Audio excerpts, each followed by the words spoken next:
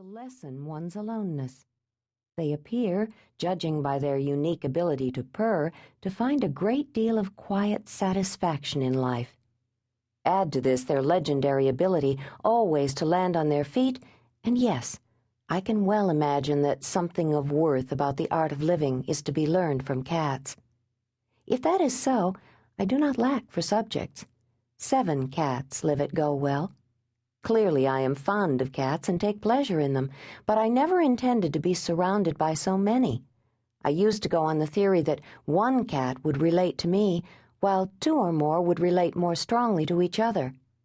I think now that I was wrong about this, but I acted on it for many years when I was traveling back and forth on weekends between a city apartment and this old house in the western hills of New Jersey.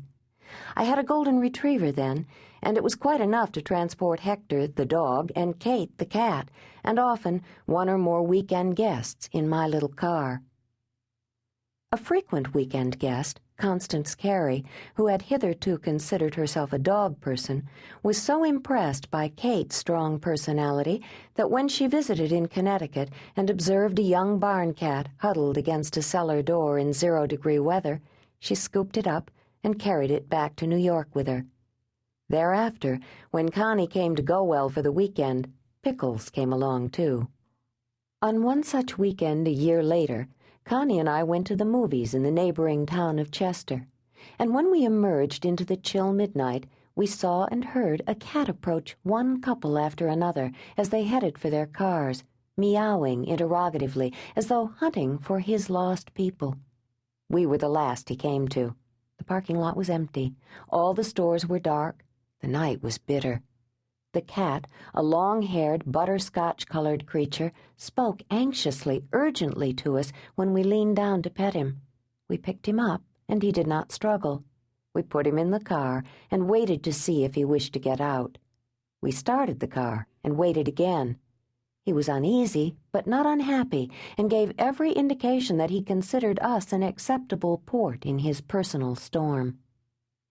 On the way home, Connie, knowing that I did not want a second cat, remarked that if we could not locate his owner, she would not mind keeping this one because he seemed sweet and would undeniably be beautiful when cleaned up and well fed.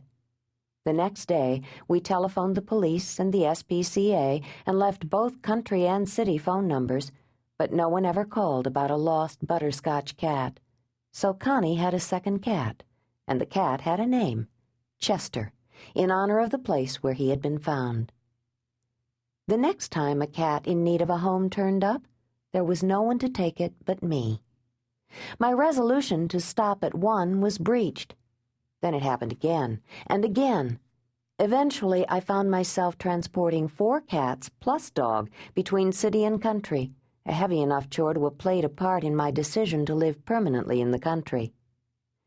One never thinks of oneself as a statistic, but when the demographers speak of the middle class moving out of the cities, I realize I count in that swelling percentage.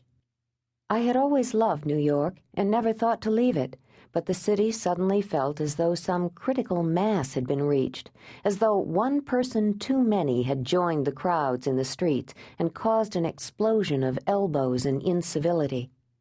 One afternoon, when my work was finished, I snapped the leash on Hector and headed for the Hudson River to enjoy the sunset. The West Side Highway was solid with cars. The air was not air, but exhaust fumes. Horns sounded non-stop. I thought longingly of the green peace of the country. That weekend, when Sunday evening came around, instead of getting in the car, I went to bed at GoWell.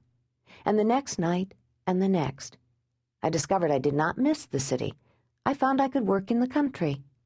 I nailed together a set of stairs to the 2nd story of an old hen house and fashioned a workspace for myself under the peaked roof.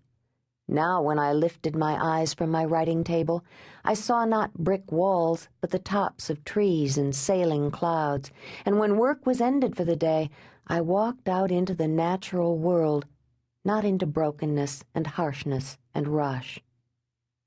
I stayed on through the summer, testing the solitude, on through the fall, into the winter, and when I realized I had made friends and a life in the country, the decision to live at GoWell was ratified.